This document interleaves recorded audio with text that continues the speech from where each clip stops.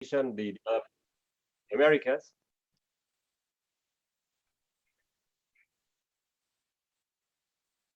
We lost Alejandro.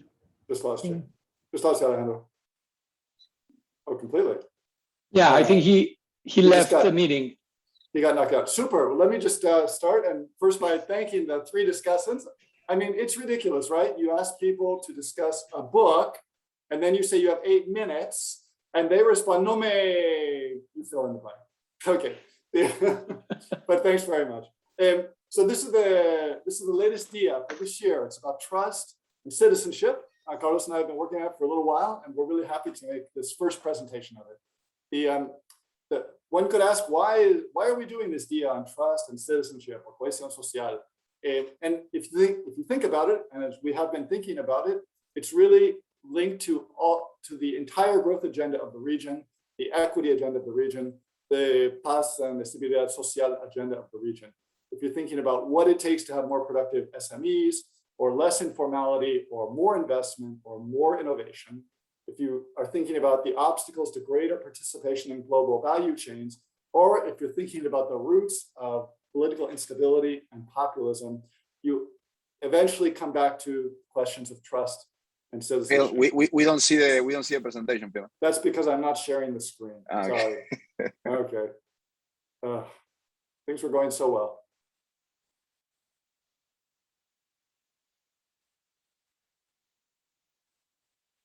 Great.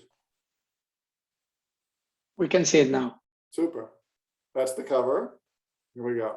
So so just a couple indicators that we're on the right track here. That trust really is a huge problem or a huge issue for the growth agenda. If you think about the links, the correlation between trust and productivity around the world, you see there is this relationship.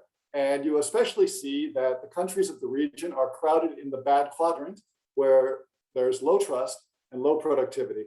And naturally, it's no surprise that the same relationship, even somewhat stronger, is visible for incomes and trust. So once again, the region is clustered in the wrong quadrant of lower trust and lower incomes. So we should say a little bit, but not very much, about what's new here and why this book is making a contribution. Obviously, a lot of people have written about the issues that we're raising here. We have 50 pages of references, so I can't even begin to do justice to whom we're building on. But we can say that in this book, we're bringing together lots of different angles regarding trust and citizenship that have not been previously joined together, ranging from the very two things, trust and citizenship, to the private and public sector impacts of low trust, to the collective influence of institutions, information, and collective action. We look at the rational and behavioral causes and consequences of trust and citizenship, and we even bring in issues of media and digitalization. So that's it's a very chunky dissertation on trust and citizenship. And then we have new analyses that are kind of provocative, and we'll actually mention most of these today. One is that we look at, based on new survey evidence, we look at the consequences of trust and mistrust for how firms are managed internally in the region. In the public sector, we do the same thing. We see evidence of how the public sector works differently because of low trust. And we also examine how low trust distorts the citizens' demands for public policies. What they actually want politicians to do is different in low and high trust societies. And finally, we have new evidence on the effects of communication on trust in government. So let's just be straight about what we're talking about when we mention trust and citizenship. I don't think any of these are controversial, but there are many different ideas or definitions surrounding each of these concepts. So when we talk about trust, we're thinking about the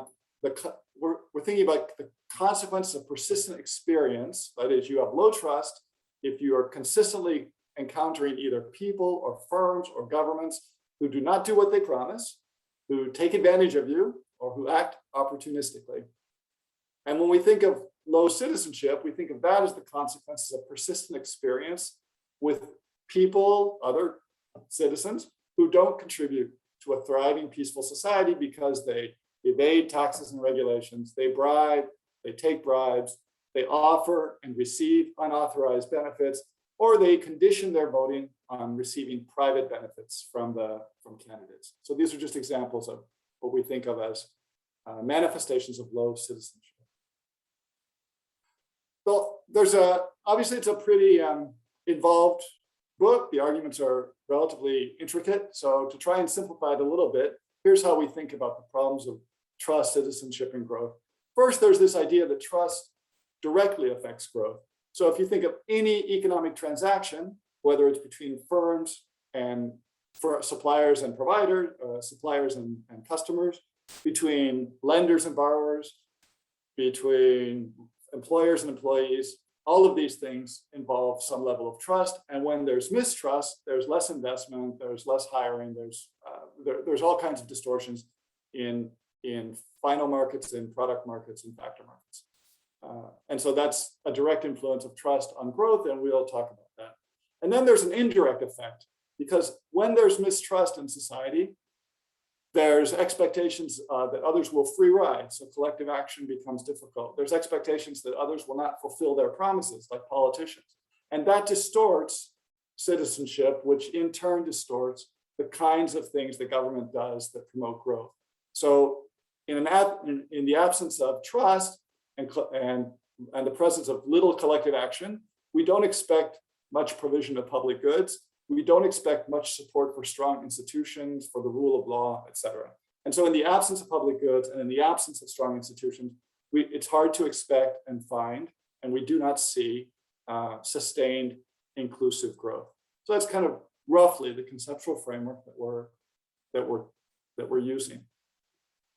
Okay, so you've already seen evidence of this, but I just want to sort of drive home the idea that the region is uniquely it's just uniquely characterized by its levels of low trust. So especially when you think about interpersonal trust, the region is way lower than every other part of the world. And we're especially conscious of its low levels relative to the OECD.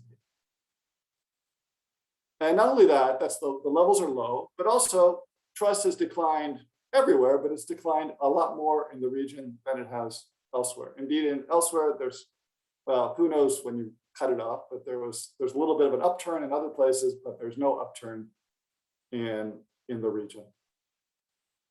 Trust in government is low kind of everywhere. So here it's not quite as different or dramatic, the differences between the region and elsewhere, but nevertheless, quantitatively, the region exhibits less trust in government than other regions. All right, so I'm going to talk a little bit about part of the argument, and then I'll hand it off to Carlos for the rest. So what I want to talk about is first, just to give an example of the indirect effect that trust has on growth. And the idea is that mistrust distorts the kinds of policies that citizens demand, leading to, and those policies are unfavorable to growth. And the best way to see this is an extension of the work that Ajian and his cohorts did. And so this is just new data or additional data reinforcing the point that they reached a few years ago, or the conclusion they reached a few years ago. And that is that in an environment of low trust, people end up demanding, sort of rationally demanding, high levels of regulation, because at least they can count on corrupt firms being excluded, even if the government bureaucrats are corrupt themselves.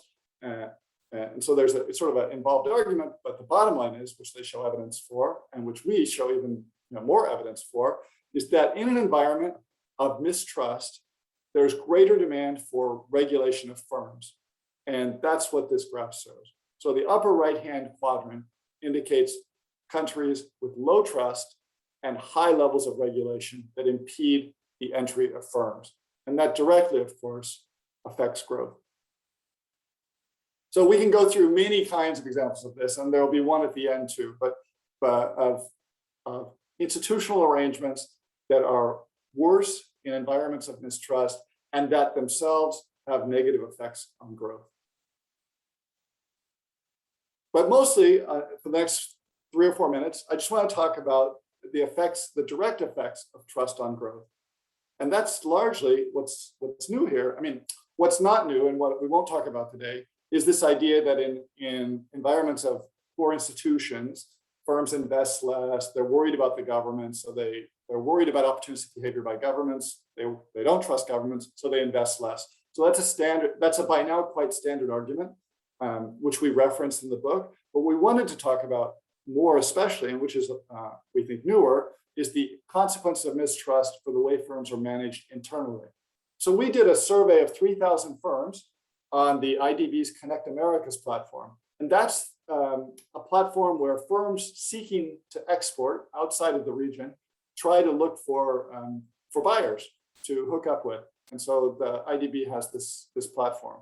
And so we contacted a lot of firms on that platform, and 3,000 responded to our survey. And one of the things we asked was, here's a series of key decisions that a firm makes. How many of these decisions do you delegate? Does the manager or owner of the firm delegate to someone else? And we asked what the correlation was between the manager's expression of trust, interpersonal trust, between trust and the decision to delegate. And we find that there is a big correlation between expressions of trust, between trusting managers and their willingness to delegate. So that's the first column there. But then we find that that is driven entirely by the decision to delegate to non-relatives, the third bar on the right. So basically, high trust firms are much more likely to delegate to non-relatives, to non-family members. So that's key. That means they're willing to look at the entire labor market to find the right employees to delegate the most important decisions of the firm to. So they're not going to be constrained by degrees of family connection, which restricts their labor pool and makes it harder for them to find the best people for the job. And we find that we also ask these firms about their innovation behavior, their investment behavior. And so we count up the number of activities or the number of types of innovation or investment they say they engaged in. And we look at the correlation between innovative behavior or investment behavior and trust. And we find that there is a strong connection, but that strong connection is the greatest in precisely those firms that are the largest. So in those firms where delegation is most important, where you can't get away from it, which would be a larger firm, that's where we see higher correlations between managers expressing high trust and managers saying that our firm is investing more or innovating more. Finally, from this same group, we asked what kind of contracts that they write with other people, like with other firms. And we asked them to describe the contracts that in general they are writing. And those contracts could be verbal, very simple handshake agreements. They could be informal and simple written contracts. They could be formal, simple contracts. So informal would be not really signed by a lawyer. Formal might be signed by a lawyer, but it's simple. And a complex contract goes on for pages and pages and pages. And what you see is that the high trust managers have simple contracts. They report simple contracts. And the low trust managers report formal and complex contracts. So the cost of contracting, which of course is a direct influence on growth, is lower in high trust environments. Now we're going to move on to Carlos. Carlos is going to talk about trust and how it operates directly on citizenship and public behavior. Carlos. Thank you. Thank you, Frida. Thank you, everybody. So as Phil was saying, we have this other arrow that we are going to be talking, how trust affects how trust affects collective action and how unlikely are people to join together if they don't trust other people around them. So if we move, so basically, this is not nothing new. The Tocqueville talk about this. Putnam made this very popular. And basically what we have here is that atomized citizens, citizens that mistrust cannot demand better policies because they don't come together to vote for better policies. And they don't hold government accountable for failure and red seeking. So basically, the evidence we are going to be talking about is that trust leads to more collective action and greater citizenship, and mistrust does not. No, and so we have a few examples. This is one, and this is a question that we have put in several of the surveys that we conducted for the report. And basically, what we are asking people is how easy it is, how likely it will be to collect 500 signatures in their neighborhood if some work for the neighborhood needs to be done. So let's say they need to pave the streets of the neighborhood, etc. So we are asking people, and what you see here is that those people who trust others, and who trust politicians, find it much more likely to be able to join together with other people in the neighborhood than those who do not trust others. So again, trust, generates collective action or makes easier or more likely collective action. And clear, everything again comes together. So this is probably, many of you remember that exercise that was done in like 47 countries of the world, looking at the wallet reporting rate. So there was these people that were, walking on the streets of, different countries in the world, and they were dropping their wallet. Okay, and their wallet had, their identification, they had a number, it had money or they didn't have money, there were different treatments. And basically, they were checking whether people were returning those wallets or not.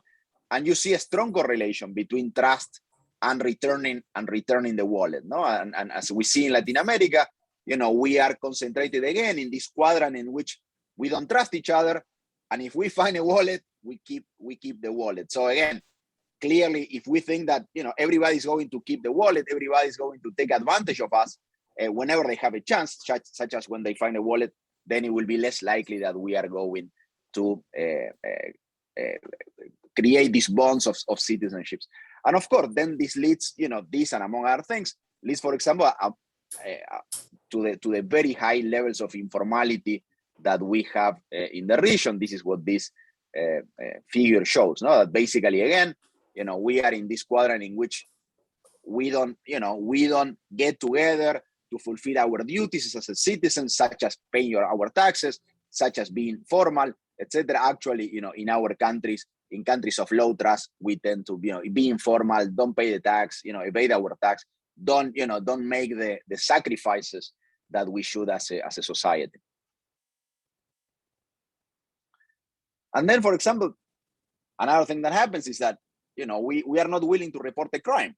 Okay, so those people who trust others, or who trust the police and who trust the government, are more willing, for example, to report a crime. And again, reporting a crime, it may not solve your immediate problem. If you got your bike stolen, most likely, you're not going to get it back.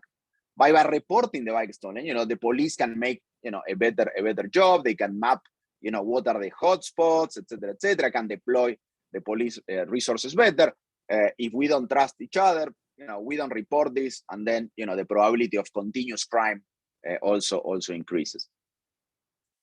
And as Phil was also saying, is that in the end, why does this matter so much? Is because it affects the demand for public goods. It affects the public policies that we implement in Latin America. So, for example, this is one of the many examples we have across the book, looking at what are the choices that people make when faced with different policy options. We tend to provide budgets to people they can allocate, etc.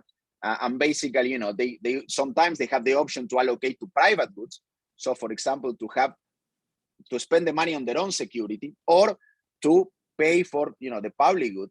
And again, it is more likely that people will be willing to pay for the public good, to let the government invest in the public good when there is high trust, and it's much more or less likely that it will happen when there is low trust.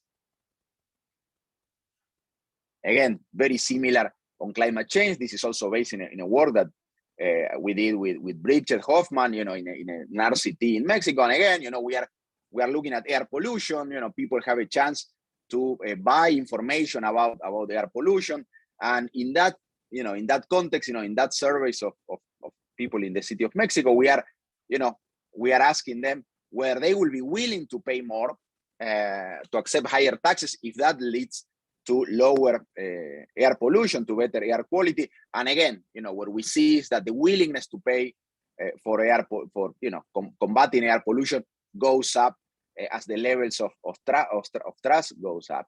And we also see that it's not in the graph that that they are also more willing to let the government spend the money instead of providing private goods. There is the option that the government can give you the money back with masks or whatever, or they can invest in public goods. people are more likely to prefer the public goods rather than the private goods. These correlations and these relationships that we are seeing, if you remember when Phil was mentioning about the private sector, what is going within the firms, we also see it within the public sector. Okay, so there is this very large survey that Phil and Razvan conducted with public officials in the region. And basically, what you see is that the same patterns that you see in the general population also happen within the public sector. Okay, so basically, the trust that there is within the public sector affects the cooperation between the public officials, affects the information sharing, and the next one.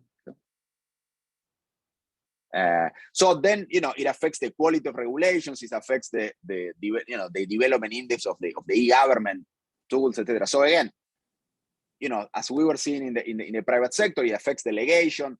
It affects whether people have to have very complex contract. The same happens within the public sector. If we don't trust each other in the public sector, we don't share information. We don't cooperate. So just to finish, what is the strategy behind this? So we know that we're in a very dear situation. We are at the bottom in terms of the regional average, in terms of trusting the government, trusting each other. How can we get out of that place? And basically, what we bring in the book is this trust and citizenship strategy that basically has two main pillars. That is, reducing informational asymmetries and reducing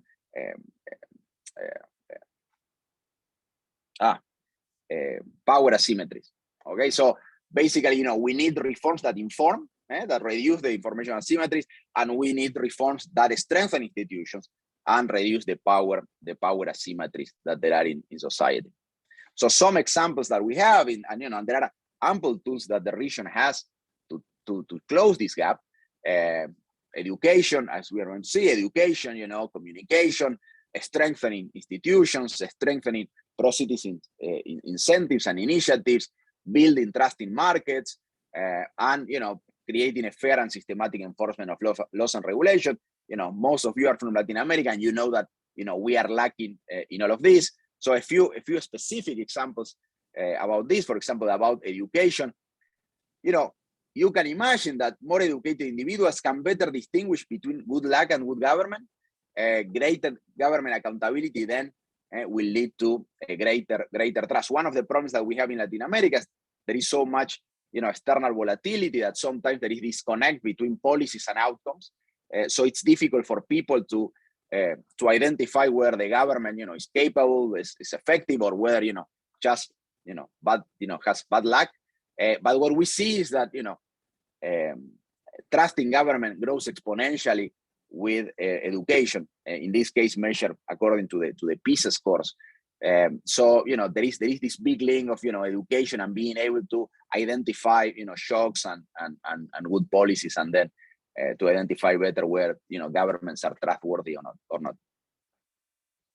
Then as we say, and this is more common in the literature, strengthening the rule of law, strengthening institutions, reducing these power asymmetries. It's very important, and we know that trust goes up with the rule of law. Again, as always, Latin America in this lower quadrant of low trust, bad institutions, as always. And then just to finish, as we were saying, we have to reduce power information asymmetry. So we have done plenty of experiments providing information to citizens in different aspects. This is one of the examples where we basically tell people in Chile about how non-corrupt the police is. Usually, we have very biased perceptions about levels of crime, levels of corruption, and even income distribution. And we go over and we show how providing information to people change their perception, but then it also changes their willingness to support certain policies. In this case, once you tell people, that the police in Chile is relatively non-corrupt, then the likelihood that they will support, increasing the number of police, increasing the resources to the police, etc., goes up. And we see this basically across most of the policy areas. If you provide information, if you become more transparent, if you have goals, and you tell the population what your goals are, what your objectives are, then you track, the performance, and then you show, you inform what you have done. So it helps. So this is part of one of the lessons of the book, is that governments, should tell people what they are going to do it, and then inform that they have done it. So I think this is the last one. So thanks everybody for your time. The official launch is going to be in a few weeks. We hope to see you all there too. But looking forward to the comments we're going to receive now. Thank you. Thank you so much, Carlos. Are you hearing me? Yes. Okay. Perfect. So in these times of Zoom, I was cut off just when I was going to present you guys. So let me make it up to you and first say good morning to everybody. I'm Alejandro Izquierdo, Deputy Director of the IDB Research Department. And I'm happy to be here for the presentation of this flagship on the key to social cohesion and growth in Latin America and the Caribbean, which is basically trust. This report, as you know, was coordinated by Phil Kiefer and Carlos Cartassini. Let me give you a bit of background because I think it's important. Back in 2018, Carlos and Phil had been working on a chapter for our flagship on public spending. And in that report, they worked a very nice chapter on the link between trust in governments and the choices people make on how governments should spend their money. And there they found that the less trust people have, the more they are in favor of short-term transfers instead of more productive spending, such as infrastructure or education, whose benefits take longer to materialize. And to put it simply, they found that people with little trust prefer a bird in hand than two in the bush. And this important result led to other conversations pointing to the relevance of trust in this and many other areas, which in turn made us think that it was worth working on a book exploring these different dimensions of trust. And this is exactly what Carlos and Phil had come up with, I think, very forcefully in this very interesting book. So as you know, trust, and as Carlos and Phil have shown you, trust is a critical thing in Latin America. Trust levels are very low. And in a region that needs to work on reform after the coronavirus crisis, I think trust will be key. So how do we increase trust is one of the key things to think about. So after the presentation that we just had, we're lucky to have three commentators for the book, and they are Marcela Melendez, who is a friend and UNDP chief economist at the Latin America and the Caribbean, and Mariana Blanco, who is associate professor of economics at Universidad del Rosario in Colombia. And last but not least, Juan Camilo Cárdenas, professor of economics at Universidad de los Andes, currently on leave, and at the University of Massachusetts at Amherst. So you will have 8 minutes each, and we're going to start with Marcela. So Marcela, please go ahead. Thank you, Alejandro. It's such a pleasure to be here in La CEA, even if we're not going for drinks later today. But it's nice to be among friends. And I am grateful to be here commenting this report that is so timely and on such a relevant issue. I apologize for starting like this, but when you talk about trust in Latin America, I cannot help but go back to what we have been living in the region over the past 2 to 3 years. This is Bogota in June 2021. This is Panguipulli in Chile on February. This is Ecuador back in October 2019. People are speaking about a crisis of democracy. I think we should be rather speaking about a crisis of trust. Recent numbers from Latinobarometro from 2020 conclude that Latin Americans have a strong feeling that the system is rigged. you correctly point in the report at the relationship between trust and the feeling of unfairness.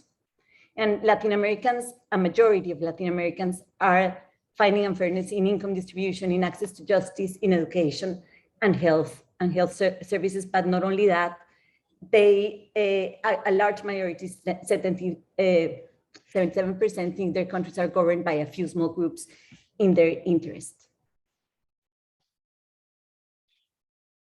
I heard the reasons why you indigenous people in Colombia are refusing to get vaccinated during the crisis. And these are not the typical anti-vaxxers that we are seeing in advanced economies. These are people who never before had the government see them and come to them with services, and they think that they may be harmed by receiving the vaccine. They basically do not recognize the government as an interested party in their well-being.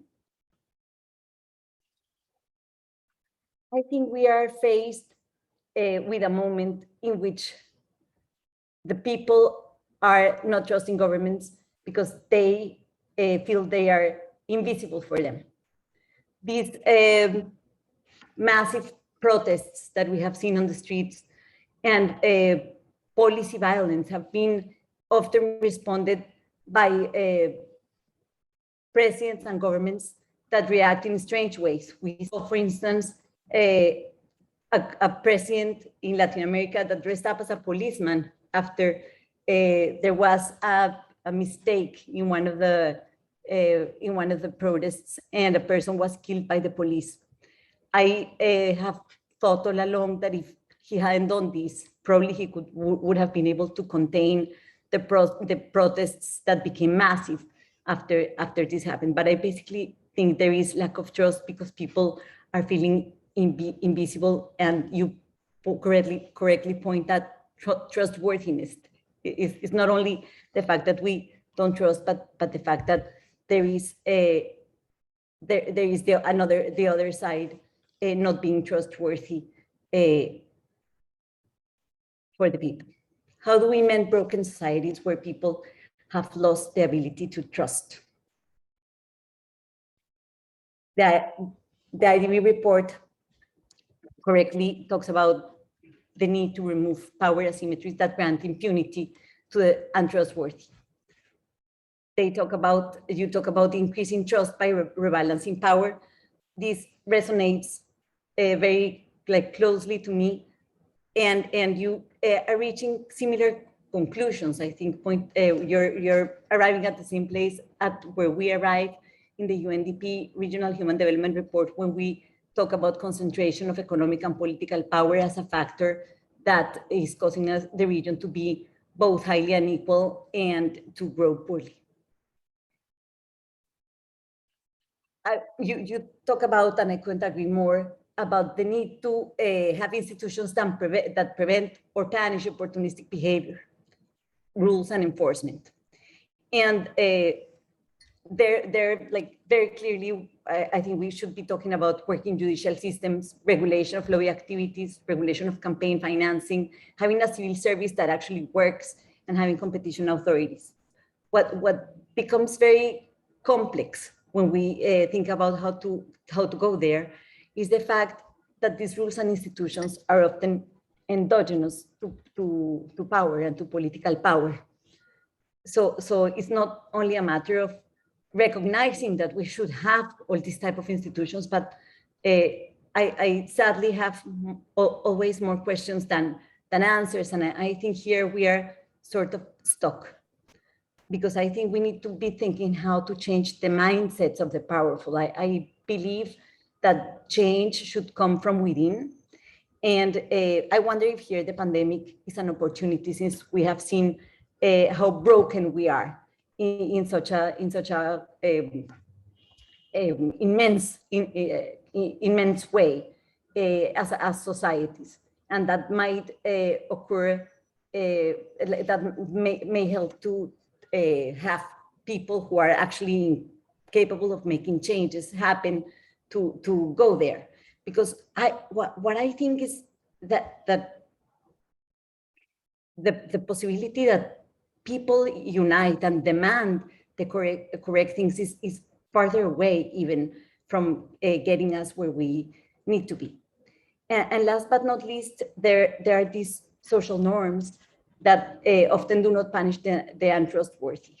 So I think the other conversation that we need to open, and that is directly connected to what this report is trying to do, is about values, who we condemn, what type of actions are condemned, and how we build up societies that are not permissive to people who display opportunistic behavior when they are successful, when they are wealthy. We are not the most punishment institutions. Institutions that punish are not only those that are like proper institutions and rules if society does not see and condemn this type of behaviors. Now I'm going quickly to what Carlos asked me to read, Trust and Economy, and the connections between trust and economic growth. The report says mistrust empowers costly regulations and practices. Yes, I couldn't agree more. We've seen anti-corruption policies and drug interdiction policies everywhere that make private sector activities be stuck. We have a lot of measures that actually do not control corruption, that do not control drug interdiction. And I would emphasize these two types, but that represent immense costs and affect productivity in a very high way. I wonder if, like, these are the two types of regulations that I think are more costly. You speak also about regulations to close markets. And I think they probably fall in a different category. Mistrust deters firms from expanding and from hiring the most capable individuals. Again, yes, our firms are characterized by family ownership big time, on both extremes of the firm size distribution. And the fact that people are unsure and don't trust governments to defend their property rights, and they don't trust judicial systems to enforce contracts is there, and it's like big time one of the problems that we have for growth. And then the other line that the report proposes is that mistrust promotes the adoption of costly contractual arrangements that undermine competition and undermine growth and consumer welfare. I wonder if we should be talking of mistrust, or if this is just a plain conversation back to talking about transaction costs and asset specificity. One thing that I thought while reading what I was able to read of the report is to what extent we can reframe almost any problem as a problem of trust. And how the challenge is to recognize when that reframing is better to understand the way we move forward. And I honestly think this is related to trust associated to misconceptions, or to, I don't know how to call them, but to things that are, when we don't trust things that we should be trusting, and or when mistrust is related to things that are just not trustworthy. Just to give an example, the report talks about how firms spend a lot of resources on security to defend themselves from crime. 1.4 points of GDP are spent on this type of activities, and they do so because they don't trust a government or the state to protect them for crime. But that is a fact in many of the places where this happens in Latin America. So I worry that if we frame this as a matter of trust, then we don't focus the attention where it should be focused, and it's in the fact that the institutions that should be protecting firms and citizens from crime are not active. So I think there is sort of a trade-off in terms of how we frame the problems to understand the way to move forward. Quickly, when you, there is a sentence that, and some evidence that you show that I think is really worrisome in relationship to growth, and it's not so, it's very well developed in the book, but not in the chapter that looks at growth. And it's this idea that people who mistrust government believe that competition is harmful, and that these two things go hand in hand. The idea that we somehow associate mistrust in government with firms and private sector that is uncontained, and that we believe that competition is associated to letting firms do things that will be harmful for society. I think that's one of the things that we should be looking at, because that's probably one of the channels by which low productivity and low trust are connected.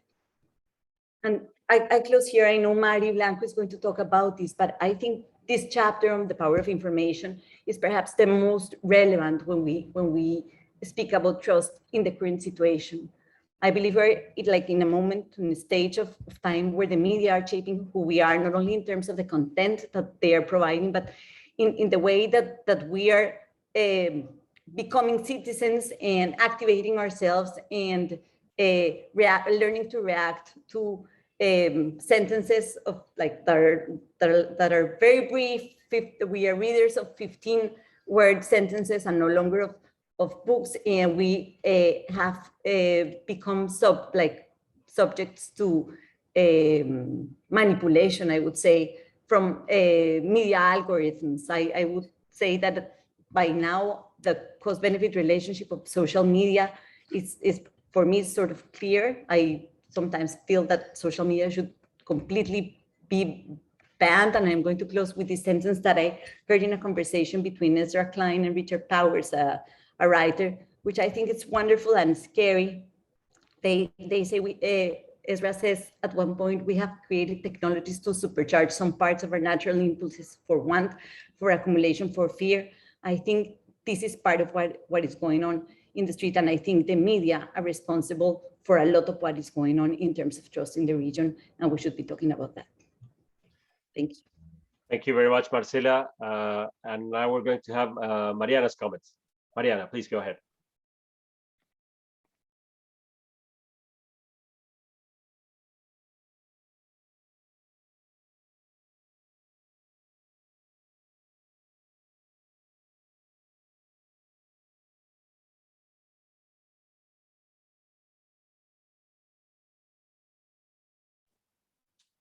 No te escuchamos, Mariana.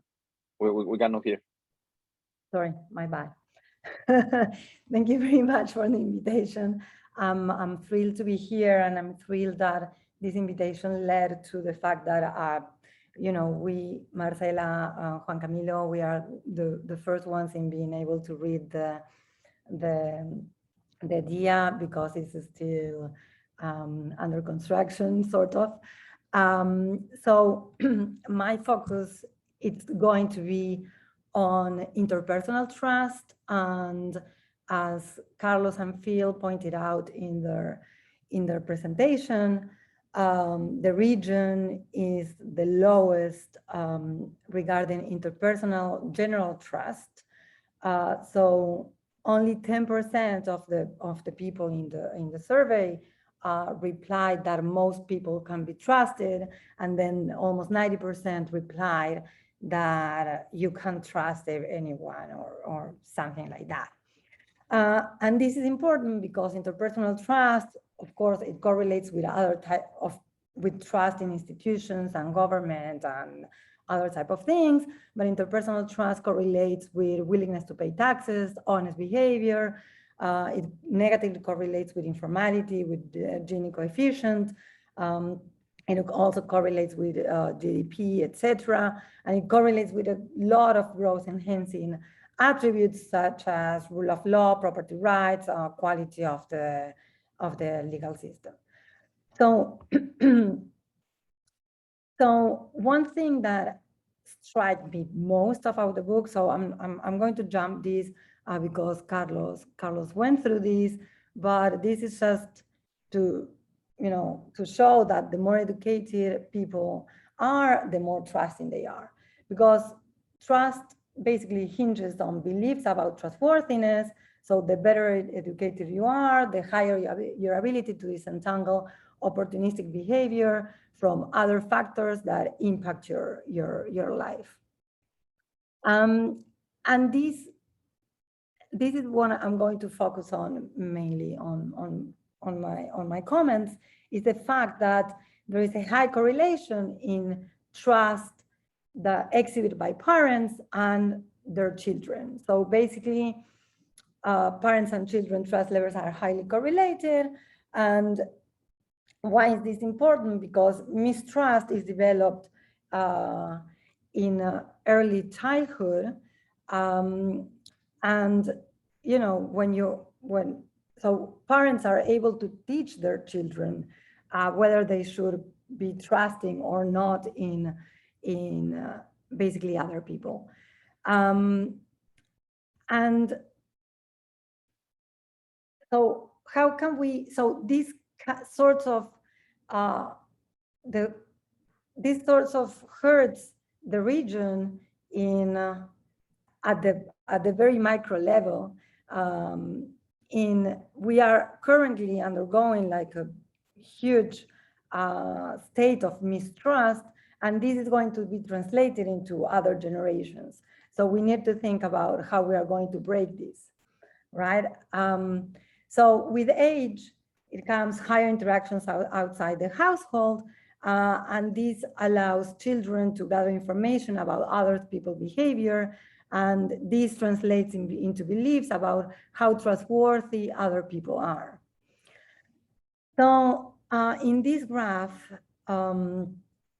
we are seeing that the generalized trust is really low in the region, but people generally trust in their neighbors and they trust in their family, and that is because they have a lot of interaction with such groups, so that allows them to learn that these people can be trusted.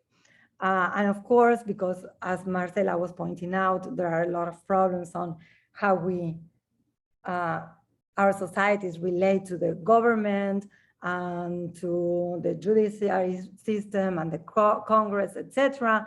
So that we see that people have low trust in that. But the higher the number of interactions we have with other people, we are able to gather information about their behavior and to believe that they are trustworthy. That's why I'm showing this graph. The problem is that in Latin America, most of the societies are very segregated. So we don't have opportunities, or our children don't have many opportunities to interact with different people. Okay, so my idea, I mean, and I know that this might sound naive, and I'm going to explain why when I close my presentation. And this is, of course, like a policy recommendation that is an investment, and if the results might be like in the very, very long run. But the idea is to allow children in early childhood to be exposed to people from different backgrounds.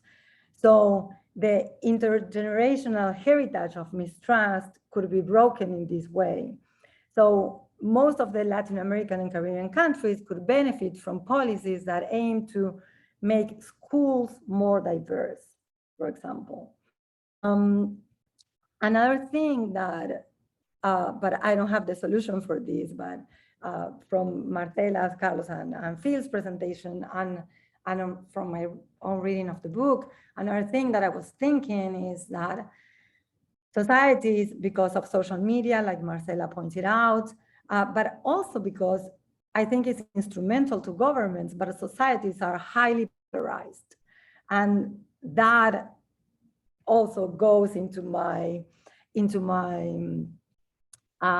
my view that this is not going to help to break the mistrust trap in which we are, because we choose, and as chapter 9 of the book points out, we generally choose to interact with people that brings information that allows us to reinforce our beliefs of what's going on in the world and whether, you know, some particular group can be trusted or not.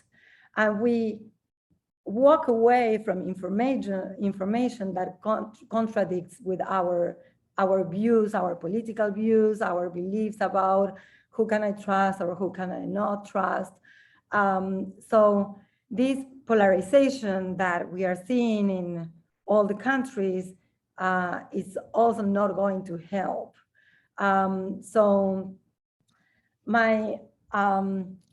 in my ideal world, I would like to see more policies that aims to this, to allow children and next generations to have interaction with people from different socioeconomic backgrounds, and that hopefully would allow them to learn that we can trust all sorts of people, and that will help with the problem that we have in interpersonal trust at the moment. So more generally, what did I learn from reading the DIA report? We shouldn't neglect. One more minute, please. Yes. Okay. We shouldn't neglect correlations. You know, we are all the time looking for causality, but correlations can really help us. Like, we need to identify first the correlations to then start looking for the causality direction of which variable is causing the change in the other variable that we are seeing. So by reading the book, I got lots of ideas for future research that can be explored using lab and large-scale field experiments. And then I also felt that I was prey of what I was just highlighting, that I was looking for evidence that reinforced my own bias belief that what we need is to make education, I'm not talking about education being accessible for everyone. I'm talking about everyone having the same access to the same education institutions. So early generations or young generations can interact with people from different backgrounds and learning that we can generally trust in everyone. And that's it. Thank you very much, Mariana. And now we will go ahead with Juan Camilo. Juan Camilo, please. Thank you, Alejandro. And thank you, everyone, for being here. And especially thank you to Phil and Carlos for inviting me to be part of this panel and to read this very interesting and comprehensive work. I really enjoyed going through the chapters. And I'm going to focus basically on some issues about the first chapter that opens up a lot of elements here, but also the final chapter on recommendations and to complement what we have heard from Marcela and Mariana. And for that, let me just try to focus here on getting you a couple graphs that I think are going to be key for the basically 5 points that I want to make here for this panel. I think this is a key graph in chapter 8 because it talks about the integrality. We cannot see it. Oh, okay. I'm sorry. Here, yeah, you were right. Here, okay. So this figure from chapter 8, I think gives us some key elements of what I'm going to talk and precisely relate to that very last point from Mariana about the causality versus correlation, because this is going to be key throughout my comments. And there are two things here that I would like to point. One is one word that we are usually not very fond of in economics, which is this idea of ecosystem. Because this idea of ecosystem, if we think of many other sciences, is more amicable and more present, and is this endogeneity of factors. So yes, as Mariana said, we in economics are very much, and in recent times, and the recent Nobel Prize was a lot about that, trying to find the causalities. And if we don't find the causalities, we fall into the problem of identification, and then we become suspicious. And I think we should avoid that, and especially with this topic. This is a key topic about society. The images with which Marcela started are very revealing of a very difficult process of very endogenous variables that are creating this mess that we saw in those revealing pictures that you saw from Marcela. So the word ecosystem is here key. And the other one is this triangle where the social contract is in between, because there's a lot of things happening between trust, citizenship, and collective action. And it's hard to tell what is causing what, right? But I think it's healthy that we maintain this ecosystem approach to this. And this is why I applaud the idea that we can see many correlations, and with those correlations try to understand many narratives. And then this figure from the last chapter, which is very important for various reasons, and I'm going to develop some of them in more detail in a second. But here are two synthetic messages that I loved about this chapter and the report at all. And it's these two pillars of information asymmetries and power asymmetries. And Carlos was mentioning them in his presentation before. And I think these are key because these are synthesis of key issues that are happening in the trust problem, on how to address this. Not only let's complain about the problem, let's measure the problem and confirming that Latin America is a mess in terms of trust and trustworthiness, but let's do something about it. And this is very concrete impact, that if we remove information asymmetries and power asymmetries, we can do a lot for this potentially virtuous cycle of trust, citizenship, and collective action, which will improve the social contract.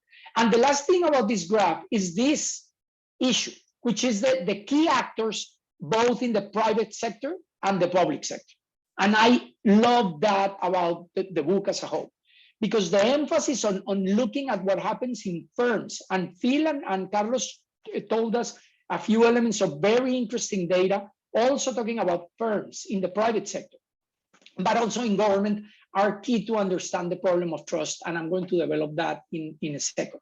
So the message overall that I want to address here is that it takes two to tango. It takes two to trust. And I'm going to be talking about the trust, the truster and the trustee, or the proposer and the responder, or trust and trustworthiness. So this is not only about trust. If you want to trust, you need someone to be trustworthy for the relationship to work. It's not enough that you have a person trusting if there is not a trustworthy party on the other side. And that is a lot about the messages that this report, I think, made clearer overall. So my 5 points to make a synthesis of this are the following. And this is, in a way, a tribute to Phil Kiefer's paper that is about 25 years old now.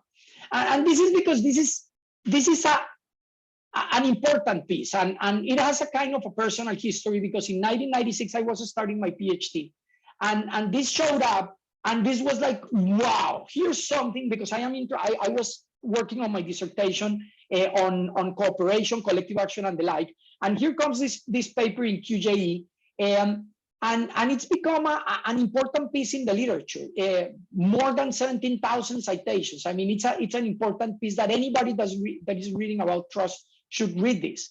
But my question also is it's 25 years old. And what is happening in Latin America that we don't talk more about this, and we have been trying, very few of us have been trying to talk about this for the last 10, 15 years, and this still becomes headlines in the news. This becomes issues that everybody mentions, but we're not doing much about it. And I think with this report, we're talking about, again, if we go to here, of specific actions in removing these power asymmetries and these information asymmetries, and I celebrate that a lot. But there's a history behind them, and in a way, I was remembering reading this at the time and being blown out by the relevance of the argument and the points made there and the empirical evidence there. And I think it's part of that history. And again, about this endogeneities, I think the first chapter begins to present a lot of correlations, and throughout the book you see a lot of these correlations, and more than the correlations, the narratives. You can read in many places in the book very specific stories of these vicious cycles, of how citizenship interacts with trust and destroys many other things, and those become these vicious cycles that are destroying the social contract. And again, that's why I keep this graph, this figure from chapter 8 there on the right, because I think it's revealing. But there's a sentence in page 214 that I think I love, and I'm going to show it in a second. But I think that trust is like the temperature on Earth right now that we're in the climate change issue. The increase of the temperature for Earth is both a cause and an effect of many problematic things. And I think trust is like that. Trust is the effect of things that are going wrong, the lack of trust of things that are going wrong, but also the lack of trust or mistrust is also causing many other issues. And this endogeneity and this ecosystem approach is important here. I think this is not about the causality and getting into the chicken or the egg. I think it's more about getting into the dynamics of these virtuous or vicious cycles that we see there. And I found very revealing all these narratives in many places in the book, that they tell these stories of how these vicious cycles are destroying the social contract. And this is about this. 2 more minutes. Yes. 2 more Okay. minutes. Yes. Okay, yeah. And then I think that in this page 214, they have this sentence that I think is very telling of what I'm trying to say, that this is not attesting to causality. And indeed, most of this evidence points to the triangular relationship between these. So again, this idea of these vicious or virtuous cycles. This idea of the power asymmetries and information asymmetries in chapter 10, I liked a lot. And not only that, but the possibility that by trying to remove some of them, you may be removing the others. So it is about being creative as policymakers, policy designers, that we think of strategies that try to do both. And I think there are measures to do both regarding transparency. When you remove power, you increase transparency. And when I mean power, the power of keeping information private. And that information private from the government should be done. From the private sector is more difficult, because we know that part of the virtues of the market is to keep information private on the side of the consumers or the firms. But in terms of the public sector, it is important to make the power of information more democratic and more distributed among citizens. And I think that's a key point here. And again, this idea that it takes two to tango, because of the trust and trustworthiness measure that I was mentioning at the beginning. So if we think of citizens as trusters and any organizations, private or public, as trustees, that is key here in the message. And I liked a lot the book, because it not only focuses on the world value survey data on do people trust other people, the interpersonal trust that Mariana was mentioning, but it's about the trust towards other organizations in life, public and private. And this is why I found it so revealing that they focus on these issues of incentives in firms and public organizations, government, public sector, because it's about those trustees that trusters put their trust on. And for that, we know citizens are willing to trust, but they're not stupid. So if there's no trustworthiness on the other side, you don't trust. And we did that in a large study several years ago, precisely funded by the Inter-American Bank, in doing trust experiments throughout Latin America with 3,000 citizens. And with those experiments, we show that people are willing to trust, but if there is no trustworthiness on the other side, then there's not going to be a trusting relationship emerging. And this book offers many lights on those sides of looking at the trustees, not only the trusters, which I think is very important. Removing these power asymmetries and these information asymmetries, the book argues, is important for reducing rents, private rents, improve efficiency, and increasing this trustworthiness on the public sector. And in a way, and this is to close, I think we should think of a litmus test for every policy that we design. If the policy is capable of reducing power asymmetries and information asymmetries, it should pass. But even if a cost-benefit analysis passes a policy, but the policy does not reduce this power information asymmetries, it should at least be questioned. Because I think we're too obsessed with the cost-benefit analysis, and these other things that are key about the social contract should be put in place. And with that, I finish my comments. And again, thank you for inviting me to comment this very important report. Thank you so much, Juan Camilo. All three commentators, I think, were great. We're running out of time, but I will put one more question that I got from the audience, and then I'll give the floor to Carlos and to Phil to answer that question and your responses to the commentators. So Gabriel asks how you see the relationship between violence and trust. He thinks that on the one hand, there are multiple reasons why high levels of violence can create low trust, but then he has a puzzle with Colombia, where he basically says Colombia now has the lowest homicide rate since 1978, yet trust is as low as ever. So what are your views about that? And I give you the floor, Carlos and Phil.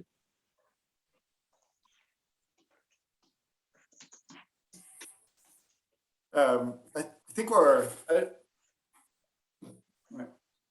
I just say a few things. These comments were just wonderful. The question is very interesting and concrete.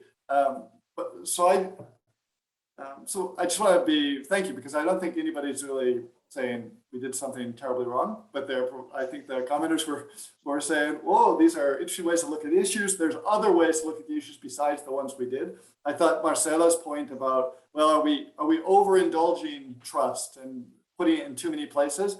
And I think that's a reasonable comment. I think we were coming from the other perspective that people, development professionals and public policymakers, they tend to see problems in credit markets as a credit problem in a credit market. They tend to see a problem of a riot as a problem of a riot. They tend to see police behavior as separate from something else. And we just feel like it's useful and beneficial to recognize that there is a trust element in all of these, and that governments shouldn't ignore this when trust is an endemic, difficult problem for society that's blocking progress. But certainly, it wouldn't make sense to say, well, we're not going to reform the police because basically we can't fix trust, or we don't want it to detract from doing nitty-gritty work to improve institutions and organizations and public policy. And I think Juan Camilo was sort of saying that. I mean, at the end, he said, look, a litmus test for public policy, it's worthwhile to think of a litmus test for public policy as, does it affect power asymmetries and information asymmetries? A different way to put that is, if you think trust is a big problem in your society, you should be thinking about trust every time you undertake a big policy reform, because every policy reform you undertake will have implications for trust. Whether you want it to or not, it will. So think about it. And I think that's a big message that we're trying to convey. And I love Mariana's idea that there are things we can do with curriculum and with education design that can promote trust. I don't think we say basically anything about what those might be. I think what we're hoping for is that simply our bottom line is at least better education, better educated people, better quality education just makes it easier for people to navigate the world. If people don't feel comfortable in the world, if they don't feel like they understand what's going on, if they don't know what other people are doing, they're always going to be mistrustful. And education just provides an opportunity to disentangle the complications of the world. In addition, Mariana is really extending that quite a bit. She's saying, look, the way people are educated, who they interact with, what they're told, can directly influence trust. I think that's great. And I wish we had more to say about that in the book. Why trust in Colombia hasn't moved with the change in homicide rates, I honestly don't know. So I have to punt on that, Gabriel, but thanks a lot for asking. Carlos. Yeah, no, I think Phil, did an amazing job summarizing, all the comments that you guys provide, and I'm just thankful to all of you. I think that all the points that you highlighted are very good, and it help us, to move forward in the agenda and to move forward in the next presentations. I think that this issue of of putting trust at the forefront of the debate, I think it's something that that it was great that Juan Camilo closed with that, because it went back to one of the first points that Marcela was making, about the endogenous institution and about how much we have to talk, and this issue that Marcela was mentioning about the role of power, and that reforms, if people in power are benefiting from the status quo, why they are going to be reforms. But I think that the point that Juan Camilo made, I think that kind of solves this problem, because what we see, and we have discussed with Phil a lot, is that in many cases, well-intentioned politicians do not realize of this, about this relationship of trust. So, they want to go ahead and, make big reforms and, run over the institutions and everything, because they want to get, to this better, policy outcome. But in doing so, they just basically destroy institutions, destroy trust, etc. So I think that we have to put that a little bit more in the discussion. The issue about values that Marcela was presenting is very important. But I think that in the end, I don't want to bring trust in the mix, but I think that there is a lot to do with that, in the sense that I remember one very specific, many cases, like in Argentina, the police was stopping the people, using motorcycles without the helmet. Okay, so they were putting the bikes on top of trucks, and regular people just walking by will get on top of the police trucks and and get the bikes down. So they were helping. They were in favor of the guys who were breaking the law. But I think that again, that comes to do with the fact that people mistrust the police a lot. Okay, so basically they tend to get be against. So how we separate values from trust is going to be difficult. I don't want to take much more time, but I think the points that Mariana was making are very relevant, and I think that they are part of the discussion in the US. This issue of busing kids, to taking kids from certain neighborhoods and bringing them to different schools. I think it's part of the discussion.